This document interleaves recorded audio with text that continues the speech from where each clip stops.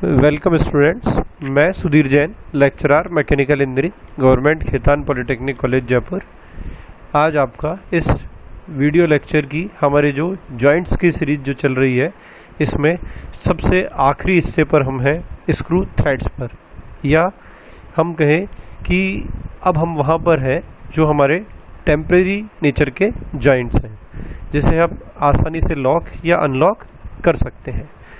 तो हमारा जो स्क्रू थ्रेड्स है, इसमें दो पार्ट्स में हमारे जॉइंट बनते हैं, nut and bolt. Nut bolt नहीं हो, अगर हम बॉडी में ही थ्रेड बनाएं तो हम स्क्रू भी काम में ले सकते हैं। तो इस तरीके से हमारा ये जॉइंट जो है वो आगे चलेगा। यहाँ पर इस पहले पार्ट में हम बात करेंगे बेसिक्स के बारे में, और एक इम्पॉर्टेंट टॉपिक जो हमारा इससे रिलेटेड आता है वो है बोल्ट ऑफ यूनिफॉर्म स्ट्रेंथ। इसके साथ साथ एग्ज़ाम में एक बहुत ही ज़रूरी चीज़ पूछी जाती है, डेजिग्नेशन, कि आपको अगर थ्रेड्स का डेजिग्नेशन देना हो तो किस तरीके से आप देंगे। तो इसके बारे में हम यहाँ पर ये सारी बात करेंगे। स्क्रू थ्रेड्स किसे कहते हैं? सबसे पहले तो स्क्रू होता क्या है, तो स्क्रू थ्रेड किसे कहेंगे? तो स्क्रू थ्रेड क्या है? एक कंटिन्यूअस हेलिकल ग्रूव यदि मैं किसी सिलेंड्रिकल सरफेस पर डेवलप करूं तो उससे जो पार्ट या प्रोफाइल जनरेट होता है उसे हम कहते हैं स्क्रू थ्रेड। ये सिंगल स्टार्ट सिंगल थ्रेड हो सकता है। सिंगल स्टार्ट या सिंगल थ्रेड से क्या मतलब हुआ कि जो सिलेंडर पर ग्रूव बनेगा वो सिंगल एक ही हो, इस मतलब शुरू से चले पूरे उसकी सरफेस पर कंटिन्यूसली कर्व के रूप में रोटेट होता रहे और आखिरी एंड तक चला जाए, तो ये सिंगल स्टार्ट और सिंगल थ्रेड कहलाएगा। जब आप डबल स्टार्ट या डबल थ्रेड कहें तो इसका क्या मतलब हो गया स्टूडेंट्स, कि वो जो मैंने सिंगल स्टार्ट या सिंगल थ्रेड बनाया उसके बीच में जो गैप है उस स्पेस में मैं एक थ्रेड बिल्कुल इक्वी डिस्टेंस रखते हुए जिस तरीके से सिंगल स्टार्ट बनाया उसी तरीके से एक नया थ्रेड यहाँ पर यदि मैं डेवलप कर दूँ तो उसे हम डबल स्टार्ट और डबल थ्रेड कहते हैं। अब ये जो थ्रेड्स बने ये किस तरीके के हैं? तो ये दो तरीके के ये हो सकते हैं, एक तो राइट हैंड थ्रेड्स हो सकते हैं, एक लेफ्ट हैंड थ्रेड्स हो सकते हैं। तो थ्रेड्स का जो मूवमेंट है कि राइट से लेफ्ट है, लेफ्ट से राइट है, तो इस तरीके के जो थ्रेड्स है राइट हैंड और लेफ्ट हैंड थ्रेड्स है। और ये हमारा जो जॉइंट है दो एलिमेंट्स के साथ बनेगा बेसिकली, एक बोल्ट और दूसरा नट। अब हम बात करें एडवांटेज और डिसएडवांटेज की, तो हम क्योंकि ये पूरी की पूरी सीरीज में लगातार जॉइंट्स के बारे में बात कर रहे हैं, शुरुआत में हमने किसके बारे में बात की? क्वार्टर जॉइंट के बारे में, नकल जॉइंट के बारे में। आगे बढ़े तो हम किधर चले गए? वेल्डिंग की तरफ भी चले गए, और उसी सीरीज में जब हम आगे बढ़े हैं तो अब स्क्रू जॉइंट की तरफ आए। तो ये स्क्रू जो है ये किस तरीके से अपने एडवांटेज या डिसएडवांटेज रखता है? तो हम एडवांटेजेस के बारे में बात करें सबसे पहले, तो ये हाईली रिलायबल इन ऑपरेशन है। एक बार प्रॉपरली आपने इसको लॉक कर दिया तो ये रिलायबिलिटी है इसकी, आसानी से खोले जा सकते हैं, लॉक किए जा सकते हैं। और सबसे इम्पोर्टेंट बात जो है, बाकी जॉइंट्स के मुकाबले में ये रिलेटिवली चीप है प्रोड्यूस करने में। प्रोडक्शन की जो कॉस्ट है वो बहुत कम आती है, और वाइड रेंज अवेलेबिलिटी है। जिस भी जगह पर जितनी भी साइज का आपको नट बोल्ट स्क्रू स्टड्स ये बनाने हैं बड़ी आसानी से बनाए जा सकते हैं। ठीक है स्टूडेंट्स, तो ये हमारे बेसिक एडवांटेजेस है इस जॉइंट के। डिसएडवांटेजेस का सबसे बड़ा क्या होता है कि हम शुरू में हमने जैसे बताया आपको कि बेसिकली एक सिलेंड्रिकल सरफेस है जिस पर एक हेलिकल ग्रूव जनरेट किया है। तो जब आपको एक ग्रूव जनरेट करते हैं तो वहाँ से आप मटेरियल को रिमूव करते हैं। एक साइड से मटेरियल रिमूव हो गया, दूसरी साइड में मटेरियल रह गया। इसका ये मतलब हो गया कि जहाँ जहाँ पर आपने मटेरियल को रिमूव कर दिया वहाँ पर वो पॉइंट्स हमारे स्ट्रेस कंसंट्रेशन के पॉइंट्स बन जाएंगे। तो स्ट्रेस कंसंट्रेशन अब हम कह रहे हैं पॉइंट बन गए, और वो लगातार पूरी सरफेस के ऊपर, या जो हमारा सिलेंड्रिकल सरफेस है, कर्व्ड सरफेस है, उसके ऊपर शुरू से आखिर तक लगातार बन गए। तो इसका मतलब बहुत सारे ऐसे पॉइंट हो गए हमारे पास जहाँ पर उस पर स्ट्रेस कंसंट्रेशन हो जाएगी, उसके कारण से उसके फेलियर के चांसेस बढ़ जाएंगे। तो इसका यही मतलब हो गया कि उसकी जो जॉइंट बनेगा नट और बोल्ट का, उसकी जो स्ट्रेंथ है वो as compare to other joints कम होगी। ठीक है, अब हम टर्मिनोलॉजी की अगर बात करें स्टूडेंट्स यहाँ पर, तो यहाँ पर हमने आपको एक चित्र बनाकर दिखाया हुआ है। इस फिगर में आपको क्या क्या चीज़ें नज़र आ रही है? सबसे पहले तो एक सिलेंड्रिकल सरफेस है, उस सिलेंड्रिकल सरफेस पर एक ग्रूव बनाया है हमने शुरू से लेके आखिर तक स्टार्ट करते हुए। तो कौन कौन से जब ग्रूव डेवलप हुआ तो कौन कौन से नॉमेनक्लेचर यहाँ पर डेवलप हो गए। तो सबसे पहले एक नंबर पर हमने ऊपर लिखा हुआ है मेजर डायमीटर। तो मेजर डायमीटर कौन सा है, जो हमारे स्क्रू थ्रेड का टॉप मोस्ट पार्ट है जिसे हम कहते हैं क्रेस्ट। उस एक क्रेस्ट एक तरफ और दूसरा क्रेस्ट दूसरी तरफ, सिलेंड्रिकल सरफेस बीच में हमारी सेंटर लाइन है। तो इन दोनों को कवर करते हुए जो डायमीटर जनरेट होगा वो हमारा हो गया मेजर डायमीटर। इसे हम नॉमिनल डायमीटर भी कहते हैं। इसे आउटर डायमीटर के रूप में भी रिप्रेजेंट किया जाता है। तो कभी इसे DO से लिख देते हैं, कभी सिंपल D से लिख देते हैं। ठीक है स्टूडेंट्स। और मेजर डायमीटर के साथ में दूसरा जो सबसे इंपॉर्टेंट डायमीटर हमारा बनता है वो है माइनर डायमीटर। माइनर डायमीटर कौन सा है, जो हमारा प्रोफाइल जनरेट हुआ है, इसमें जब हमने ग्रूव बनाया, मटेरियल को रिमूव किया, तो आखिरी हिस्से जहाँ पर मटेरियल रिमूव हमें यहाँ पर नज़र आ रहा है वो हिस्सा हमारा थ्रेड का रूट कहलाता है। और दोनों रूट्स को कवर करते हुए ऊपर और नीचे की तरफ यदि मैं लाइंस डेवलप करूं तो मेरा जो डायमीटर वहां पर बनेगा वो माइनर डायमीटर या रूट डायमीटर कहलाएगा। इसे हम कोर डायमीटर के रूप में भी रिप्रेजेंट करते हैं। तो ये एक इम्पॉर्टेंट डायमीटर है और हमारे फेलियर कंसिडरेशंस के अंदर ये सबसे पहले पिक्चर में आता है, क्योंकि सबसे कम मटेरियल हो गया है यहाँ पर स्क्रू के ऊपर। तो जब हम फेलियर के बारे में बात करते हैं तो हमारा कंसिडरेशन क्या रहता है, मिनिमम क्रॉस सेक्शन एरिया। तो यहाँ पर आपका क्रॉस सेक्शन एरिया मिनिमम हो गया है। तो मिनिमम होने के कारण फेलियर जो है वो रूट डायमीटर पे या कोर डायमीटर पे या इनर डायमीटर पे या माइनर डायमीटर पे, ये एक ही डायमीटर्स के हम कई नामों से हम इसको रिप्रेजेंट करते हैं। तो ये हमारा हो गया माइनर डायमीटर। अभी आगे हम जब अगली स्लाइड पर जाएंगे तो इनकी छोटी छोटी हमने दो लाइन के अंदर डेफिनेशंस लिख रखी है, वो और देखकर आगे बढ़ेंगे। फिर इसमें तीसरी जो इंपॉर्टेंट चीज है वो है पिच डायमीटर। पिच डायमीटर ये एक इमेजिनरी डायमीटर है हमारा। एवरेज डायमीटर होता है बेसिकली ये किसका, मेजर और माइनर का। तो चाहे तो मैं पिच डायमीटर के रूप में रिप्रेजेंट कर दूं, चाहे एवरेज डायमीटर के रूप में रिप्रेजेंट कर दूं। तो ये तीसरा डायमीटर हमारा यहाँ पर बनता है पिच डायमीटर।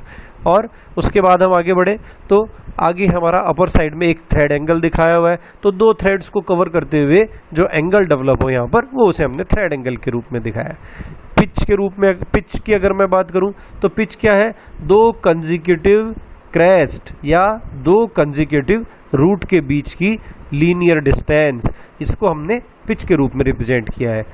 और क्रेस्ट से लेके रूट तक जाने के लिए जिस प्रोफाइल या कर्व को फॉलो किया जाता है उसे हम फ्लैंक कहते हैं। तो बेसिकली ये हमारा पूरा का पूरा यहाँ पर इसकी एक टर्मिनोलॉजी हो गई कि स्क्रू थ्रेड्स में कौन कौन सी चीज़ें हमारे कंसिडरेशंस की है। इसके अलावा भी डेप्थ ऑफ थ्रेड, स्लोप, कई तरह की और चीज़ें हैं, लेकिन इनको अभी हमने यहाँ पर पिक्चर में शो नहीं किया। अब हम आगे देखें डेफिनेशंस के बारे में। तो मेजर डायमीटर के बारे में अभी हमने बात किया। एक इमेजिनरी सिलेंडर के ऊपर जो क्रेस्ट को कंसीडर करे, क्रेस्ट किसका, एक्सटर्नल थ्रेड का, और यदि इंटरनल थ्रेड हो तो ये उल्टा हो जाएगा, ये बड़ा डायमीटर हो जाता है उस केस में। तो root of an internal thread, तो crest of an external thread, external thread का क्रेस्ट और इंटरनल थ्रेड अगर कंसीडर कर रखे हो तो उसका रूट, इसे अगर कंसीडर करते हुए कोई डायमीटर लिया जाए तो इसे मेजर डायमीटर, जैसे हमने शुरू में कहा, इसे हम नॉमिनल डायमीटर भी कहते हैं। आगे बहुत सारी जगह पर हम इसे नॉमिनल डायमीटर के रूप में ही कंसीडर करते हुए आगे बढ़ेंगे। माइनर डायमीटर, तो माइनर डायमीटर कौन सा हो गया, एक्सटर्नल थ्रेड का सबसे छोटा डायमीटर या रूट कंसीडर करते हुए जो डायमीटर बने। और यदि इंटरनल थ्रेड हो तो उसके केस में वो क्रेस्ट हो जाएगा। ये क्लियर हो गई होगी बात यहाँ पर कि जो हमारा एक्सटर्नल थ्रेड है उसके केस में जो मेजर डायमीटर होता है वो इंटरनल थ्रेड के केस में माइनर डायमीटर हो जाता है। ठीक है स्टूडेंट्स। पिच डायमीटर के बारे में हमने कहा इमेजिनरी डायमीटर है, एवरेज हम लेंगे तो उससे हम कैलकुलेट कर पाएंगे। और अगर हम इसे लैंग्वेज के रूप में लिखना चाहें तो इसको हम कैसे कह सकते हैं, the pitch diameter is the diameter of an imaginary cylinder, कहाँ पर, the surface of which would pass through the threads at such points as to make the width of the threads equal to the width of the spaces. तो क्या बात होगी, thread की जो चौड़ाई है उसको किसके बराबर मान लूं मैं, equal to the width of the spaces. जो स्पेस है बीच में दो थ्रेड्स के बीच की space, width of the thread और equal to the width of the space cut by the surface of the cylinder. तो उसको भी हम पिच डायमीटर के रूप में रिप्रेजेंट करते हैं। कैलकुलेशन पार्ट से हमारा किस तरीके से किया जा सकता है कि आपको मेजर और माइनर का एवरेज लेते हुए आगे बढ़ना है। पिच, इसको अभी हमने रिप्रेजेंट किया कि दो सिमिलर पॉइंट्स, दो कंसेक्यूटिव पॉइंट्स, चाहे तो क्रेस्ट हो चाहे तो रूट्स हो, parallel to the axis of the threads यदि मेजर किया जाए तो उसे हम पिच कहेंगे। और लैंग्वेज के रूप में, अगर फार्मूले के रूप में यदि रिप्रेजेंट करना हो तो 1 upon number of threads per unit length of the screw. ये टर्मिनोलॉजी हमारी कई जगह पर पहले भी काम आई है। तो इसके बाद हम बात करें पिच और लीड। लीड और पिच एक ही है, किसके लिए, सिंगल स्टार्ट थ्रेड के लिए। तो इसको हमने उसी तरीके से रिप्रेजेंट किया है। किस तरीके से, distance between two corresponding points on the same helix. तो पिच के बारे में भी हमने बात की थी, इसी तरीके से लीड है, लेकिन ये सिंगल स्टार्ट थ्रेड के केस में सेम होती है। यही यदि डबल स्टार्ट थ्रेड हो तो ये हो जाती है ट्वाइस द पिच। ठीक है स्टूडेंट्स, तो ये लीड के बारे में बात करें। Thread angle, angle between the sides of the thread measured in an axial plane. वहाँ हमने फिगर में इसको रिप्रेजेंट किया हुआ था, ये बड़ी आसानी से समझ में आने वाला। तो स्टूडेंट्स, हम बात कर रहे हैं यहाँ पर डेजिग्नेशन ऑफ स्क्रू थ्रेड्स। तो हम इसने स्क्रू थ्रेड्स की इंपॉर्टेंट टर्मिनोलॉजी के बारे में बात की। अब इसको रिप्रेजेंट किस तरीके से किया जाएगा, तो आपको जब स्क्रू थ्रेड को रिप्रेजेंट करना है या किसी भी तरीके के थ्रेड्स को आपको जब रिप्रेजेंट करना होता है तो एक बड़ा लेटर, कैपिटल लेटर M से आप उसको रिप्रेजेंट करते हैं। M किसका सिंबल होता है, बेसिकली आपका नॉमिनल डायमीटर का सिंबल होता है, और उसके साथ पिच को आप यहाँ पर शो करते हैं। और ये डायमीटर और पिच को एक मल्टीप्लाई या क्रॉस के साइन के द्वारा सेपरेट किया जाता है। और दूसरी इंपॉर्टेंट बात जो है यहाँ पर वो क्या है, यदि यहाँ पर पिच का कोई इंडिकेशन नहीं हो उसका मतलब है कि कोर्स पिच को कंसिडर किया गया है। यहाँ पर हम आपको इसको एक एग्जांपल के रूप में बता रहे हैं कि यदि M20 मल्टीप्लाइड बाई 1.5 लिखा हुआ हो, इसका मतलब हो गया कि थ्रेड का नॉमिनल डायमीटर कितना है 20 mm और जो थ्रेड की जो पिच है वो कितनी है 1.5 mm। ये सारा का सारा डायमेंशंस यहाँ पर मिलीमीटर में दिया हुआ है। तो जब डेजिग्नेशन की बात करते हैं तो पहला डेजिग्नेशन जो हमारा होता है वो साइज डेजिग्नेशन होता है, जिसमें हमने थ्रेड का डायमीटर, नॉमिनल या पिच के बारे में बात की। और दूसरा डेजिग्नेशन जो हमारा यहाँ पर होता है वो होता है टॉलरेंस का डेजिग्नेशन। तो टॉलरेंस भी हम यहाँ पर दो तरीके से रिप्रेजेंट करते हैं स्टूडेंट्स। पहला टॉलरेंस तो है कि ग्रेड, कि कौन सी ग्रेड आपने काम में ली है, थ्रेड किस तरीके का है, फाइन ग्रेड है, नॉर्मल है या कोर्स ग्रेड है, मोटा, बिल्कुल महीन, बारीक। तो इसलिए 7 for fine grade, 8 for normal या मीडियम और 9 फॉर कोर्स ग्रेड। ये 3 तरीके का ग्रेडिंग सिस्टम है। और टॉलरेंस की पोजीशन, कि टॉलरेंस कहाँ पर दी जा रही है, ये यदि रिप्रेजेंट करना हो इसमें यहाँ पर हमें, तो H for unit thread, D for bolt thread with allowance and small h for bolt thread without allowance.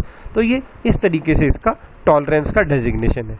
यदि आपको इसको एग्जाम्पल के रूप में समझना हो तो किस तरीके से, यदि M6 से 8D यदि दिखाया है किसी का, यहाँ पर बीच में स्टूडेंट्स ये ध्यान रखने की बात है कि ये यहाँ पर डैश के रूप में रिप्रेजेंट किया हुआ है। तो यहाँ पर M6 का जो मतलब है वो क्या हो गया कि बोल्ट साइज जो है, नॉमिनल डायमीटर जो है उसका वो कितना हो गया 8 mm। ठीक है स्टूडेंट्स, क्लियर हो गया होगा। M6 sorry 6 mm।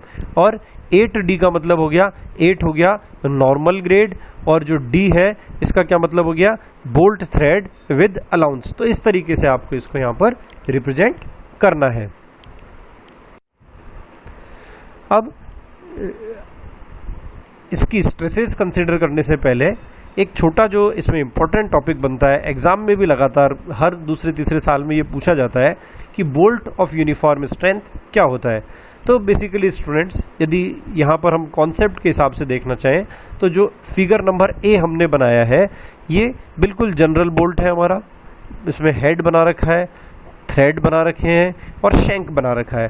तो यहाँ पर जब लोड लगाएंगे हम तो ये लोड कहाँ पर आएगा, बेसिकली थ्रेड के वीकेस्ट पार्ट पे आएगा। वीकेस्ट पार्ट कौन सा होता है, cross sectional area. Cross sectional area भी कौन सा, जो उसका थ्रेड का रूट बनेगा, तो वहाँ पर वो सारा का सारा लोड आएगा और कंसंट्रेटेड लोड उस जगह पर एक बार में अप्लाई होगा। जबकि जो शैंक है उसका डायमीटर बड़ा है, तो शैंक पर हमारा वो लोड नहीं जाता और हमारा सारा का सारा लोड इस कोर डायमीटर के ऊपर चला जाता है। तो सारा का सारा थ्रेड ये हमारा कोर डायमीटर ही एब्जॉर्ब करता है, या हम कहें स्ट्रेस एब्जॉर्ब होती है वहाँ पर। तो हमारा जो ये पार्ट है ये खुद पहले से ही वीक था, तो इसके फेलियर के चांसेस जो है वो बढ़ जाते हैं। ठीक है स्टूडेंट्स, तो ये फेलियर के चांसेस हम इस बोल्ट में यदि शुरू से आखिर तक एक समान कर दें तो इससे हमारा बोल्ट जो है वो यूनिफॉर्म स्ट्रेंथ का बन जाएगा। इसको किस तरीके से किया जाए, हमने दूसरा जो चित्र यहाँ पर आपको दिखाया है फिगर बी, इसमें हमने क्या किया है, शैंक का जो डायमीटर था उसको हमने कोर डायमीटर के बराबर कर दिया या उससे थोड़ा सा कम कर दिया। इससे क्या फ़ायदा होगा कि इसको बराबर करें तो पूरे पर स्ट्रेस बराबर बराबर बढ़ जाएगी, और शैंक के डायमीटर को यदि मैं थोड़ा सा कम कर दूं उससे क्या फ़ायदा हो जाएगा स्टूडेंट्स मुझे, और कि मेरा जो स्ट्रेस कंसंट्रेशन थ्रेड्स के हमारे किस पर जा रहा था, कोर डायमीटर पर, वहाँ पर जाने की जगह वो पूरा का पूरा थ्रेड्स जो है वो स्ट्रेस जो है वो शैंक पर आ जाएगा। तो हमारा बोल्ट स्ट्रॉन्गर भी बन जाएगा और लाइटर भी बन जाएगा। लाइटर कैसे, मटेरियल रिमूवल हो गया, और इसकी जो shock absorbing capacity of the bolt है स्टूडेंट्स वो इंक्रीज हो जाएगी, क्योंकि इसका रेजिलेंस बढ़ जाता है एरिया कम होने से। तो इस तरीके का हमारा जो बोल्ट है वो बोल्ट ऑफ यूनिफॉर्म स्ट्रेंथ कहलाता है। जो फिगर सी के रूप में हमने यहाँ पर रिप्रेजेंट करा है, दिखाया है, वो किस तरीके से किया है, बेसिकली हमने क्या किया है, शैंक बोल्ट के हेड से लेकर शैंक के अंदर जहाँ तक हमारा थ्रेड जा रहा था उसके पास से अंदर से मटेरियल हमने रिमूव कर दिया। रिमूव किस तरीके से कर दिया कि हमारा जो कोर डायमीटर पर क्रॉस सेक्शन एरिया था π/4 DC², ये एरिया शुरू से लेके आखिर तक पूरा समान हो जाए सिस्टम के ऊपर। तो जब पूरा का पूरा एरिया शुरू से आखिर तक समान हो जाएगा तो इसका क्या फ़ायदा होगा स्टूडेंट्स, कि स्ट्रेस जो है वो पूरे पार्ट पर एक समान रूप से बढ़ जाएगी। इसको हमने आगे फार्मूले के रूप में शो किया हुआ है। देखो D होल का डायमीटर है, तो हमने होल के डायमीटर जो पूरा बनाना था वो π/4 D² कर दिया, और हमने बाकी को बराबर कर दिया कि दोनों साइड के अंदर एरिया इक्वल हो जाए। इसको हमने यहाँ पर लिखा है कि head as far as the threaded portion से होल किया। किस तरीके से किया, such that the area of the shank becomes equal to the root area of the thread. हुआ इफेक्टिवली क्या हुआ है, शैंक में से एरिया को आपने कम कर दिया है। जो पहले हमने किया था फिगर बी में, वो भी हमने यही किया था कि हमने शैंक का एरिया कोर डायमीटर के या रूट डायमीटर के हमने बराबर कर दिया था। तो ये बिल्कुल हमारी बेसिक बात हुई है इस थ्रेड्स के बारे में। इसके बाद अब हमारा जो अगला लेक्चर हम लेंगे वो आएगा हमारा स्ट्रेसेस के ऊपर, कि इसमें थ्रेड्स में किस तरीके से स्ट्रेसेस पिक्चर में आती है, वहाँ पर हम डिटेल में देखेंगे इसको। ये फेलियर कंसिडरेशंस क्या होंगे, स्ट्रेसेस कितनी होगी, क्या क्या होगा। ठीक है स्टूडेंट्स।